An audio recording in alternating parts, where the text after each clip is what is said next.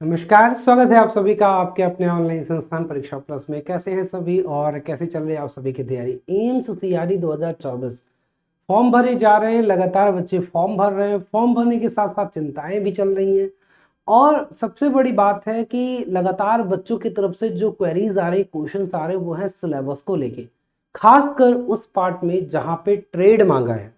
हर वर्ष AIIMS CRE अपने syllabus pattern को बदल देता है और ये सबसे बड़ी समस्या है बच्चों के साथ, क्योंकि फिक्स पैटर्न नहीं है और हर बार नए चेंजेस के साथ सोचना पड़ता है कि इस बार क्या पूछा जाएगा। इस बार पैटर्न इन्होंने बदला है, 25 और 75 का रेशियो दिया है। 75 में इन्होंने ट्रेड की बात की है। बहुत सारे ऐसे पोस्ट हैं और ऐसे पोस्ट जहां पे ट्रेड के साथ साथ इंग्लिश और मैथ्स भी पूछ रहा है, वहां पे भी बच्चे बहुत ज्यादा समस्या में है। एक ऐसे पद जहां पे मैं ग्रुप कोड 19, 20 और 21 की बात करूं, जहां पे एक बहुत इंपॉर्टेंट पार्ट पूछा जा रहा है हॉस्पिटल रिलेटेड सर्विसेज, या शॉर्ट फॉर्म में उन्हें बोला जाए हॉस्पिटल सर्विसेज।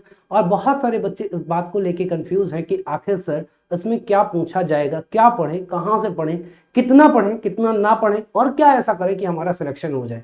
तो यदि आप एमसीआरई की तैयारी कर रहे हैं और सिलेक्शन गारंटीड चाहते हैं, सुनिश्चित चाहते हैं, तो टीम परीक्षा प्लस आपको आपके मंजिल तक पहुंचाने के लिए हर संभव प्रयास करने के लिए तैयार है। लगभग देखा जाए तो हर एंगल से, हर डायमेंशन से कमर कस ली है टीम परीक्षा प्लस ने और बहुत बेहतर तरीके से आपकी तैयारी भी करवाई जा रही है। अगर आप चैनल पर नए हो, चैनल को सब्सक्राइब और कर लीजिए। और अगर एम सीआरई से संबंधित कोई भी क्वेरीज हैं तो आप इस वीडियो के कमेंट बॉक्स में हमसे पूछ सकते हो। आइए हम लोग स्टार्ट करते हैं हॉस्पिटल सर्विसेज की कंप्लीट सिलेबस के बारे में, क्या पढ़ना है। हॉस्पिटल सर्विसेज आपकी किस किस ग्रुप कोड में आ रहा है, सबसे पहले मैं साथी आपको बता दूं। तो ग्रुप कोड जो आप बोलोगे, तो ग्रुप कोड आपका 19 हो गया, आपका 20 हो गया और आपका 21 हो गया।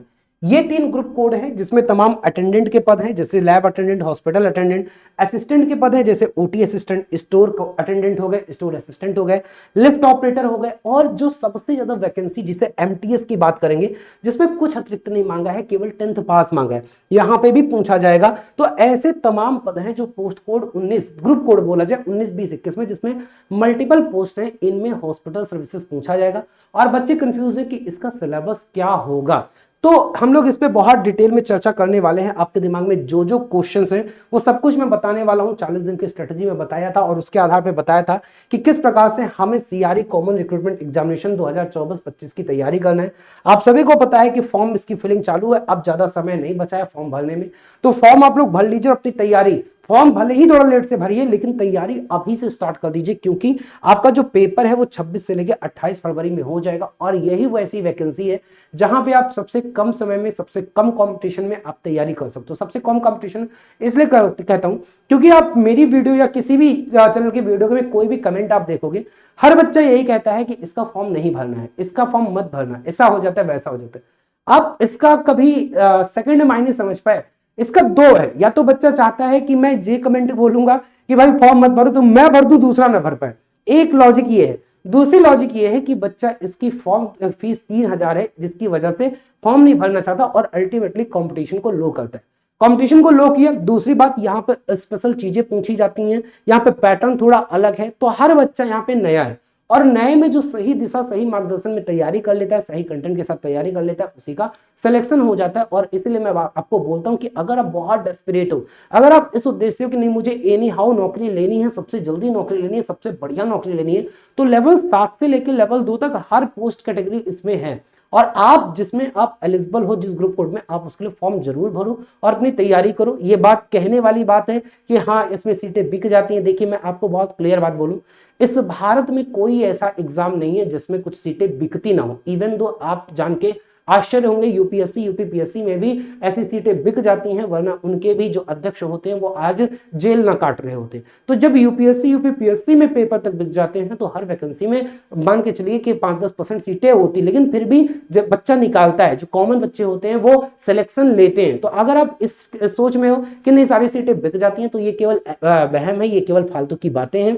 मैं इस बात को आपको बहुत प्रैक्टिकली समझा रहा हूं कि हर हर डिपार्टमेंट में, हर एग्जाम में ऐसा होता है। लेकिन सबसे बड़ी बात है कि जो पढ़ने वाला बच्चा है वो सिलेक्शन लेता है। आप ये मान के चलो कि अगर आपके लिए 4600 पोस्ट हैं तो 4000 ही पोस्ट आपका कंपटीशन वाला मिलेगा, 600 सीटें बिक गई, तो ये मान के चलो 4000 सीटें आई थी, लेकिन आपको तैयारी करनी है। आप प्रैक्टिकल, हो सकता है आप में से बहुत सारी बातें, बहुत सारे बच्चे मेरी बातों को मजाक समझे या बुरा लगे, तो वो डिफरेंट पार्ट है, लेकिन आप में से जो सीरियस कैंडिडेट होंगे, जो वाकई में इस बात को समझ रहे होंगे, जो आप दूध पीते बच्चे नहीं कि आपको कोई बरगला लेगा, तो इस बात को आप थोड़ा सा रियलाइज करोगे।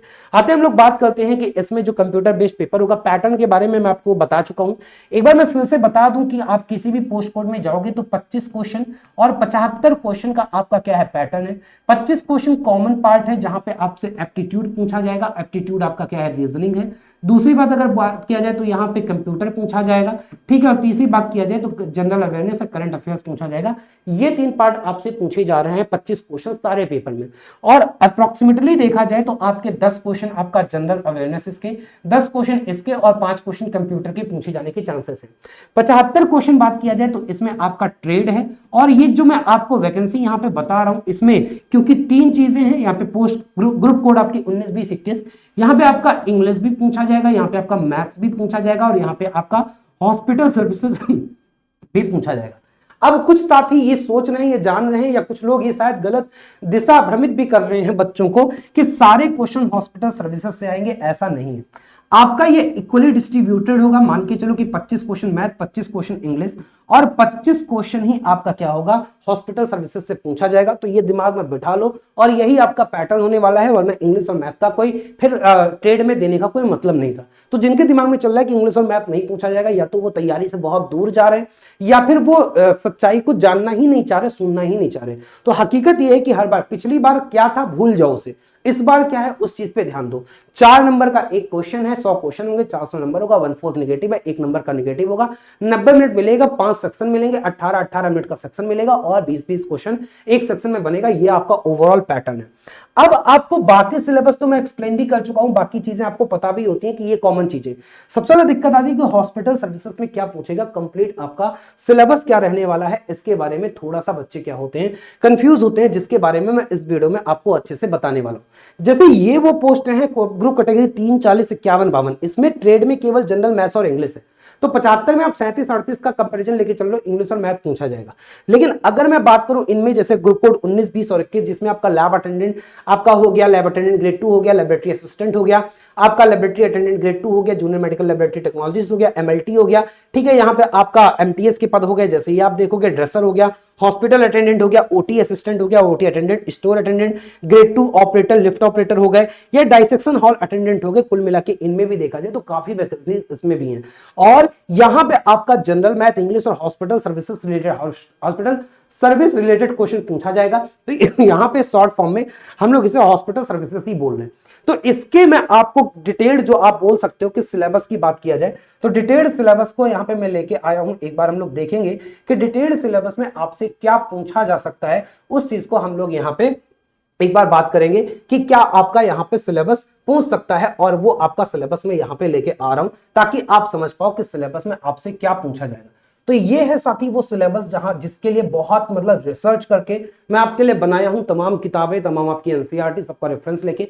और ये सिलेबस जहां से चीजें, अगर मैं आप प्रीवियस ईयर क्वेश्चन भी देखोगे, नहीं अगर कोई देखा है तो मैंने previous year question hospital services के क्वेश्चन को करवाए हैं, और वो वही है जो लैब अटेंडेंट में या ओटी असिस्टेंट में पिछली बार या इससे पूर्व की परीक्षाओं में पूछे गए, या एम्स के जो डिफरेंट परीक्षाएं होते हैं उनमें पूछे गए। और वहां से अगर क्वेश्चन का पैटर्न देखा जाए, सिलेबस देखा जाए, तो कहीं ना कहीं निकल के आता है कि आपसे जो पूछा जाएगा। इसे मैंने आपको 11 चैप्टर में तोड़े हैं इस सिलेबस को, और मैं 11 चैप्टर आपको समझाता हूं कि क्या आपसे पूछा जाएगा।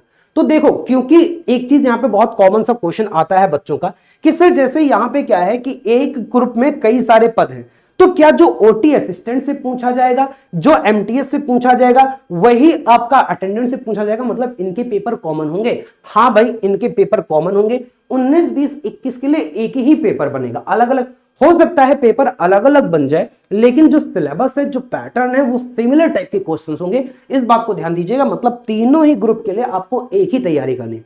अगर आप ओटी असिस्टेंट की तैयारी कर रहे हो तो भी आपको वही चीज पढ़ना है, अगर आप लैब अटेंडेंट की तैयारी कर रहे हो तो भी वही पढ़ना है, अगर आप लिफ्ट ऑपरेटर की तैयारी कर रहे हो वही पढ़ना है, और एमटीएस की कर रहे हो तो उस सब्जेक्ट में आपको वही पढ़ना है। सिमिलर पेपर होंगे। फिर ट्रेड मतलब ये नहीं कि उसी हॉस्पिटल सर्विसेज में ओटी वाले से ओटी टाइप में क्वेश्चन पूछा जाएगा, लैब वाले से लैब क्वेश्चन पूछा जाएगा, एमटीएस वाले से एमटीएस, ऐसा नहीं है। है।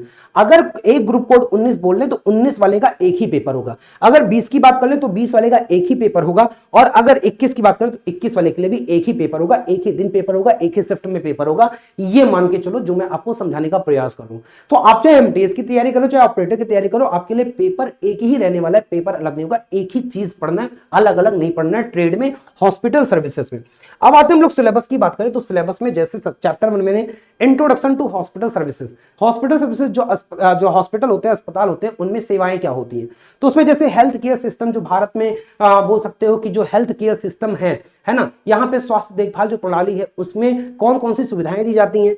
मेडिकल केयर के लेवल क्या है, जैसे आपने पीएससी सुना होगा, जो सीएससी सुना होगा, आपने सुना होगा कि डिस्ट्रिक्ट हॉस्पिटल होते हैं, जिला अस्पताल होते हैं, आपने मेडिकल कॉलेज सुना होगा, आपने पीजीआई, आपने एम्स सुना होगा। तो अलग अलग चरण होते हैं, लेवल 1, लेवल 2, लेवल 3, लेवल 4 में बोले जाते हैं कि अगर कोई सिंपल सी बीमारी है आप छोटे डॉक्टर को दिखाओगे, आप जो ग्रामीण स्तर पे हो तो ग्रामीण स्तर में जो कॉमन हेल्थ सेंटर्स होते हैं, सीएससी होते हैं, वहां पे देखोगे स्टाफ नर्स वगैरह वहां पे देखेंगी, जो एएनएम वगैरह होती है वो देखेंगी। उसके बाद फिर और अगर दिक्कत है तो आप डिस्ट्रिक्ट हॉस्पिटल में जाओगे, और दिक्कत है तो आप स्टेट लेवल किसी मेडिकल कॉलेज में जाओगे, और दिक्कत है तो जो स्पेशलाइज्ड हॉस्पिटल होते हैं वहां पे जाओगे। तो ऐसे meaning of hospital, component of hospital क्या है, हॉस्पिटल के फंक्शंस कैसे होते हैं, हॉस्पिटल की क्लासिफिकेशन कैसे हैं। उसके बाद इन सब में अटेंडेंट, असिस्टेंट, एमटीएस का रोल क्या है, सपोर्टिंग डिपार्टमेंट में इनका रोल क्या है, ओपीडी में क्या इनका रोल है, लैब में इनका क्या रोल है, डाइटरी जो मेडिकल्स होते हैं उनमें क्या रोल है कि कैसे डाइट चार्ट बनाना है पेशेंट का, क्लीनिंग और लॉन्ड्री में इनका क्या रोल है, एडमिनिस्ट्रेशन में क्या रोल है, परचेजिंग डिपार्टमेंट में क्या रोल है, फिनांस में क्या रोल है, एसेंशियल ड्यूटीज क्या है। जीडीए होते हैं general duty assistant, general duty assistant में ही आपके attendant, assistant, MTS, lift operator, ये सब जनरल ड्यूटी असिस्टेंट में ही आते हैं। इस चीज को ध्यान दीजिएगा। ऐसे ऑर्गेनाइजेशनल ड्यूटीज क्या है, उनके कोड और कंडक्ट क्या है, पर्सनल हाइजीन उनकी क्या है, तो ये हम लोग इंट्रोडक्शन टू हॉस्पिटल सर्विसेज में पढ़ेंगे। उसके बाद बात किया जाए तो जैसे आपका चैप्टर 2 है out patient care and services. Out patient care मतलब कि ऐसे जो पेशेंट होते हैं जिनको भर्ती करने की आवश्यकता नहीं होती, एडमिट करने की आवश्यकता नहीं होती, उनके लिए जो ये जीडीए होते हैं, जो आप बोल सकते हो जनरल ड्यूटी अटेंडेंट है, असिस्टेंट है, या फिर जो आप बोल सकते हो कि जो ओटी असिस्टेंट है, अटेंडेंट है, एमटीएस लैब अटेंडेंट है, इनका रोल क्या है आउट पेशेंट केयर में। तो इनका role and function of medical receptionist, कोई रिसेप्शनिस्ट है उनका क्या क्या उन्हें आना चाहिए, क्या नहीं आना चाहिए, उन्हें मेडिकल का क्या नॉलेज होना चाहिए, उन्हें डिपार्टमेंट का क्या नॉलेज होना चाहिए, उन्हें जनरल चीजें आनी चाहिए। जैसे कोई पेशेंट आता है, उसका मान लो फ्रैक्चर है, उसके सर में चोट लगी है, या उसकी तबीयत बेहोशी आ रही है, तो उसके वाइटल चेक में जैसे होता है कि उसका टेम्परेचर लेना, उसका बीपी लेना, उसका SpO2 लेना हो गया, उसका बोल सकते हो कि जो सिंपल जांच है, जो बीपी हो गया, है ना, तो ये सारी जांच के बारे में जानकारी होनी चाहिए। रिसेप्शनिस्ट हो गया, identifying vital sign, vital sign में वही टेम्परेचर वगैरह आ गया। मेजरिंग हाइट एंड वेट, किसी का जैसे बच्चा है या कोई एडल्ट है तो बच्चे को अगर हाइट के लिए उसका पैरामीटर अलग होता है, उसे एक स्लैब में रखा जाता है, उसमें हाइट किया जाता है। अगर कोई व्यक्ति है तो उसे आराम से दीवार से चिपका के ऊपर पट्टी रख के चेक किया जाता है। इन सारी चीजों की जानकारी। मेजरिंग स्कल सर्कम, जो खोपड़ी का सर्कमफ्रेंस कैसे लेना है। एग्जामिनेशन ऑफ वेरियस ऑर्गन, जैसे आंख का, नाक का, गला का, चेस्ट हो गया, एब्डोमेन पेट हो गया, एक्सट्रीमिटीज मतलब हाथ पैर हो गए, स्पाइन हो गया, रेक्टम हो गया, इनकी जो बेसिक जो जांच होती है ये सारी चीजें आनी चाहिए। ऐसे चैप्टर थे in patient care and services, कोई अगर एडमिट है तो उनका कैसे करेंगे, तो role of general duty assistant उनका क्या होना चाहिए ड्यूरिंग एडमिशन ऑफ पेशेंट। किसी का एडमिशन का, जैसे कोई आपने देखा होगा अस्पताल में कोई जाता है तो अगर उसे एडमिट होना है तो वो सबसे पहले उसका फाइल बनेगा। फाइल बनने के लिए वहां पे जो एमटीएस होगा या फिर जो उससे रिलेटेड जो भी जनरल ड्यूटी स्टाफ होगा वो जाएगा, उसकी फाइल प्रिपेयर करवाएगा, फिर वहां पे बिलिंग सिस्टम पे जाएगा कि आप इतना बिल जमा कर दिए तब आपको एडमिट किया जाएगा। फिर उसे रूम अलॉट होता है, प्राइवेट वार्ड चाहिए, जनरल वार्ड चाहिए, या फिर डिलक्स चाहिए, सेमी डिलक्स चाहिए। उस वार्ड में फिर उसे शिफ्ट करने के लिए कुछ क्या होते हैं, ग्रुप डी एम्प्लॉय होते हैं, उन्हें कैसे पेशेंट को उठाना है, व्हील चेयर पे कैसे लेके जाना है, बेड पे कैसे लिटाना है, अकेले उठा सकते हो, कितना भार आप उठा सकते हो, WHO क्या कहता है, इन सब चीजों की जो जानकारी होगी। एक्टिविटीज ऑफ पेशेंट केयर, आप पेशेंट केयर में कैसे एक्टिविटीज कि भाई उसे कोई दिक्कत हो रही तो आप पहला साइन देखोगे तो आप उसे क्या करोगे। Bed making of the patient, अगर जो पेशेंट है उनका आप उनकी रूम कैसे प्रिपेयर करवाओगे, उनका बेड मेकिंग कैसे होगा, उनके रूम में क्या क्या जरूरी चीजें होनी चाहिए, उनका डाइट कैसे होगा, ट्रांसपोर्टेशन ऑफ स्पेसिमेंस कि उन्हें अगर मान लो ओटी में शिफ्ट करना है, उनका ऑपरेशन होना है तो कैसे उनके रूम से या जनरल वार्ड से उन्हें ओटी तक शिफ्ट किया जाएगा, लिफ्ट से जाएगा, बेड कैसे, व्हील चेयर कैसे जाएगा।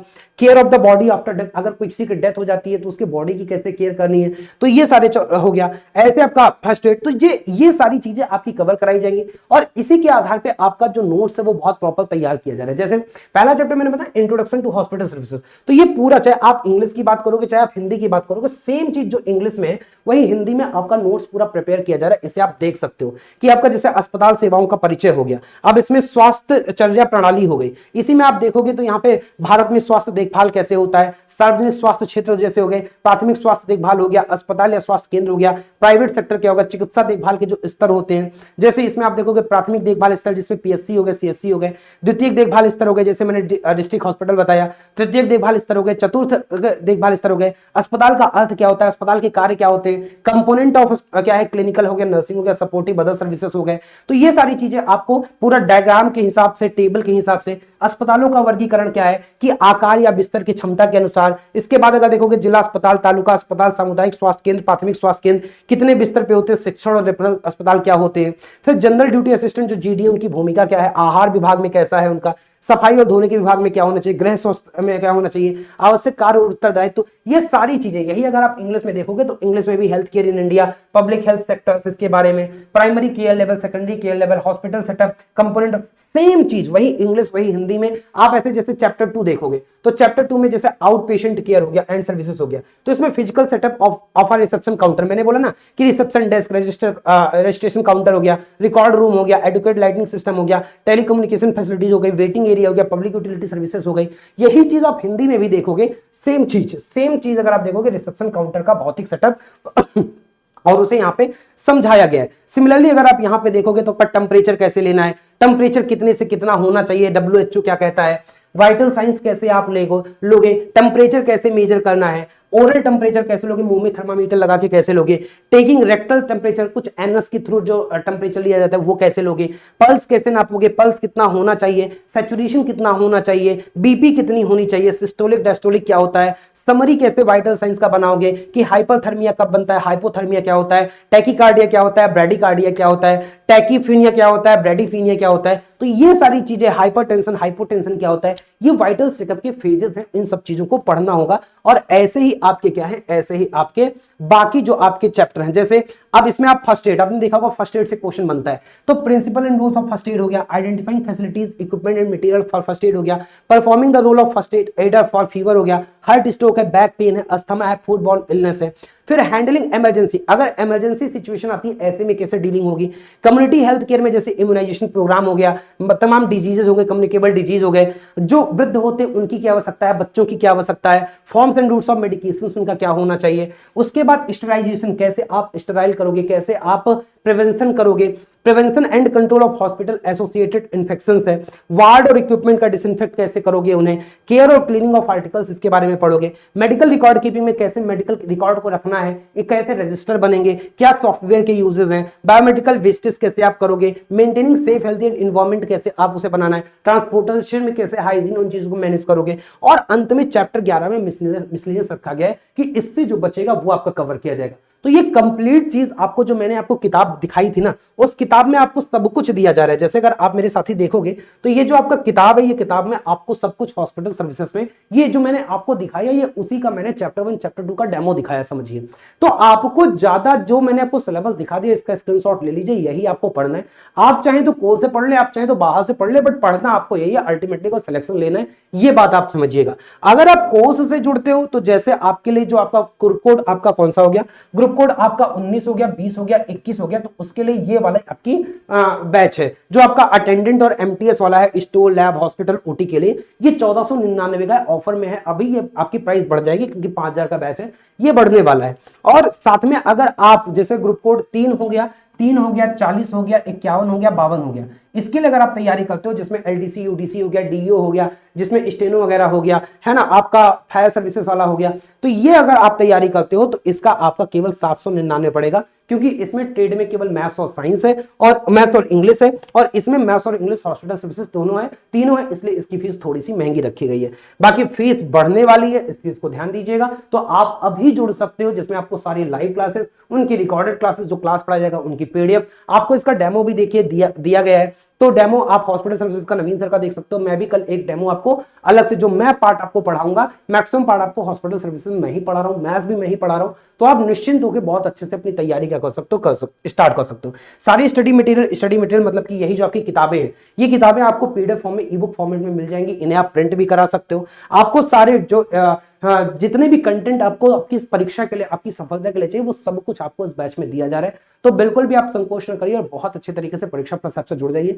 परीक्षा प्लस ऐप की लिंक इसी वीडियो के डिस्क्रिप्शन में सबसे ऊपर है, यहां से आप जुड़ सकते हो। इसके बाद भी कोई समस्या होती है तो आप वीडियो के कमेंट बॉक्स में हमसे पूछ सकते हो, या कोई भी क्वेरीज आपको किसी भी एम्स के सीआरई के वैकेंसी से संबंधित है तो आप इस वीडियो के जो बोल सकते हो कमेंट में इसमें पूछ सकते हो। चैनल पर नए हो, चैनल को सब्सक्राइब कर लीजिएगा। और उम्मीद है कि बहुत बड़ा डाउट जो आपके दिमाग में था वो यहाँ पे क्लियर हो गया होगा। फिर मिलूंगा, बहुत बहुत धन्यवाद सभी का, आभार।